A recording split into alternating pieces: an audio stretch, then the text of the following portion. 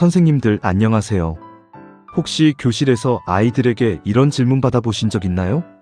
선생님은 요즘 무슨 책 읽으세요? 이 질문을 받았을 때 당당하게 책 제목을 말씀하실 수 있나요? 아니면 당황하며 교과서? 라고 얼버무리시나요? 우리는 아이들에게 매일 책 읽어라, 독서가 중요하다라고 잔소리를 합니다. 하지만 아이들은 우리의 말보다 행동을 더 신뢰합니다.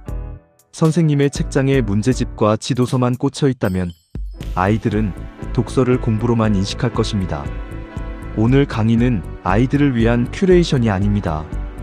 바로 선생님 자신을 위한 시간입니다. 교사가 먼저 깨어있는 독자가 될 때 그 뒷모습을 보고 아이들이 어떻게 변화하는지 이야기해 보려 합니다. 선생님, 너무 바빠서 책 읽을 시간이 없어요. 네, 맞습니다. 선생님들은 늘 무언가를 읽고 계십니다. 공문, 교과서, 연수자료. 하지만 이건 나를 소모시키는 정보 독서입니다. 제가 제안하는 건 나를 채워주는 개념 독서입니다. 지식이 아니라 지혜를, 정보가 아니라 통찰을 얻는 독서죠. 예를 들어볼까요?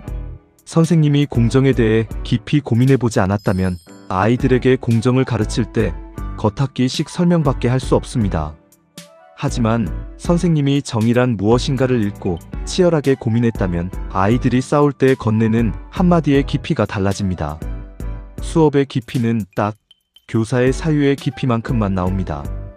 이제 나를 위해 읽으세요. 그럼 무엇부터 읽어야 할까요? 먼저 선생님의 인생 개념부터 찾아보세요. 지금까지 살면서 내 마음을 흔들었던 책 3권만 꼽아보세요. 그리고 그 책들을 관통하는 키워드를 찾아보세요. 20대엔 자유를 갈망했고 교사가 된 후엔 성장을 고민했나요? 그 키워드가 바로 선생님의 교육 철학입니다. 올해 우리 반 급훈을 정할 때 그냥 좋은 말이 아니라 선생님의 철학이 담긴 단어를 선택해보세요. 얘들아, 선생님은 이 책을 읽고 용기가 제일 중요하다고 생각했어. 그래서 우리 반 급훈은 용기야. 이 진정성 있는 스토리텔링이 아이들의 마음을 움직입니다. 그래도 두꺼운 책은 부담스럽다면 그림책을 강력 추천합니다. 그림책은 아이들만 보는 책이 아닙니다. 0세부터 100세까지 읽는 책이죠. 오히려 어른이 읽었을 때 삶의 경험과 맞물려 더 깊은 울림을 줍니다.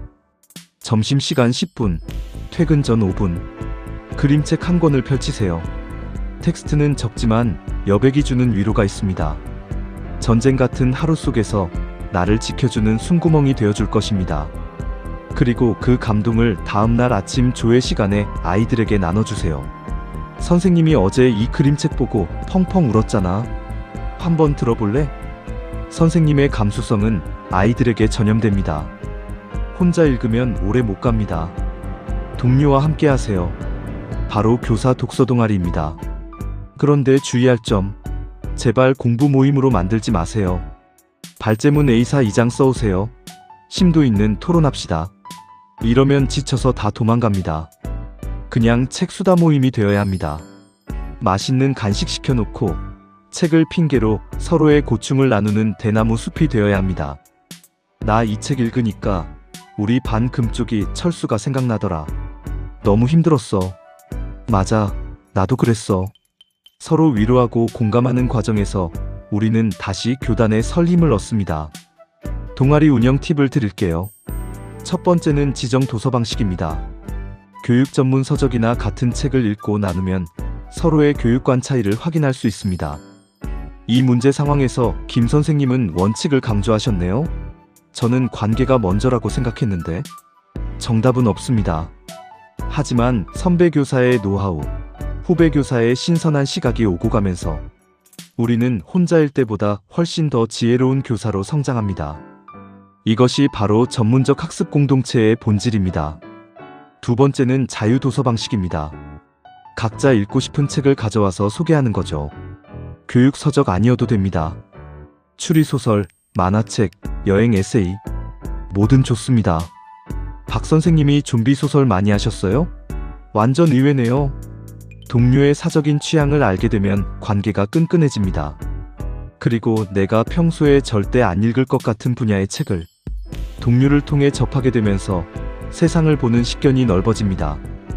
동아리에서 읽은 책, 집에서 읽은 책을 교실로 가져오세요.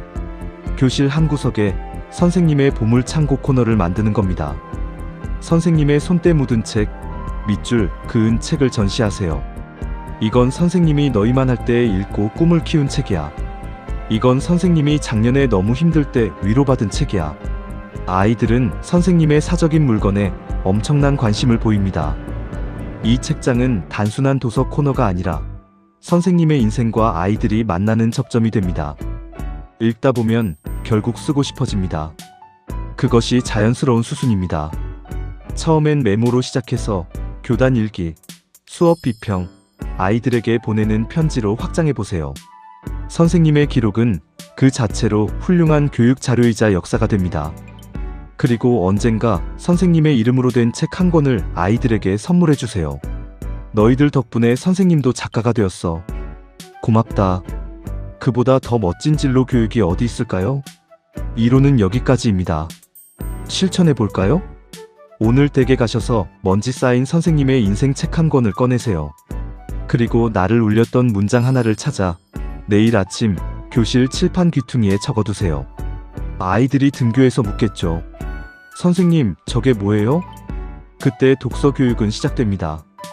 응, 선생님이 어제 이 문장을 읽고 너희들 생각이 났어.